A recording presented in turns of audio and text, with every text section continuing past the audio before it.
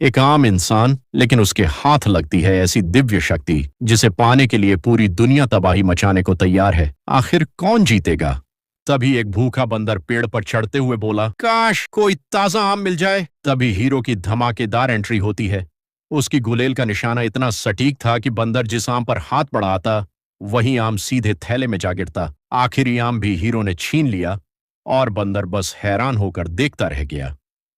हनुमान आम बांट ही रहा था कि तभी एक आदमी दौड़ता हुआ आया और काशी घबरा कर बोला, मेरी भैंस बच्चा नहीं दे रही। छेनू हंसते हुए बोला, तेरी भैंस बच्चा नहीं दे रही, मैं आ गया हूं नानी माँ। और हनुमान की धमाकेदार एंट्री हो गई। मेरे दोस्त को मारने से पहले ये तो देख लेते। इतना कहकर वो सीधे गुंडों पर टूट पड़ा। पहले उन्होंने हनुमान को दूध के बड़े बर्तन में फेंका। काशी की गाय का बछड़ा भी छीन कर ले गए। हनुमान मुस्कुराया और बोला, उनकी चेन चुरा कर ले आया। हनुमान जैसे ही घर पहुंचा, बहन को देखने आए रिश्तेदार निराश होकर लौट रहे थे। उधर उसकी बहन रसोई में खाना परोस रही थी। हनुमान को देखते ही वह उसे डांटने लगी। इस पर हनुमान हंसते हुए बोला, अरे इससे बात करने से तो इसका अपना भाई भी डरता है। सूर्यकांत से शादी करेगा। तभी एक बुजुर्ग औरत ताना मारते हुए बोली, वह बोली, बस भी करो, जो कहना था कह दिया, अब जाइए यहां से। इस पर बुढ़िया मुंह बनाकर बोली, अच्छा तुम बोलो तो ठीक, हम बोलें तो बुरा लग जाता है। चलो हमें क्या करना है?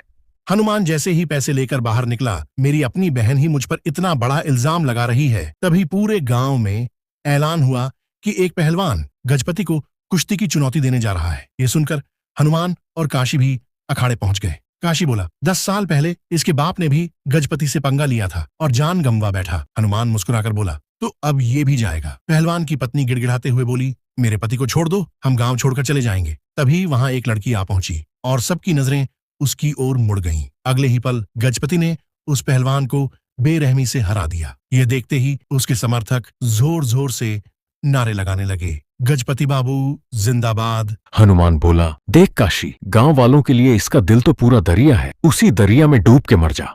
तभी लड़की गजपति की आंखों में आंखें डालकर बोली, समय के साथ नियम भी बदलने चाहिए। इस गांव को अब किसी पहलवान की नहीं, एक सच्चे नेता की जरूरत है। लड़की के जाते ही गजपति का गुस्सा फूट पड़ा। एक औरत का मंगल सूत्र छीन लिया और मंदिर जा रही लड़की को रोककर बोला, लगान तो भर नहीं सकते और चले हो भगवान की पूजा करने। उधर मंदिर में सभी पंडित श्री राम की मूर्ति के सामने हाथ जोड़कर प्रार्थना करने लगे। जंगल में एक शेर ने भगवान का दिव्य रूप धारण कर लिया।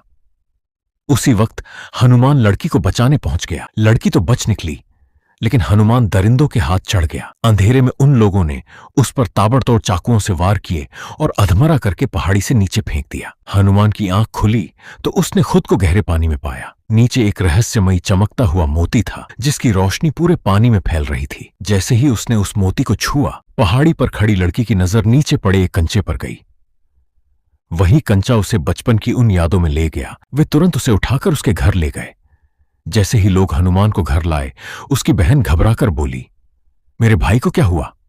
उन्होंने बताया,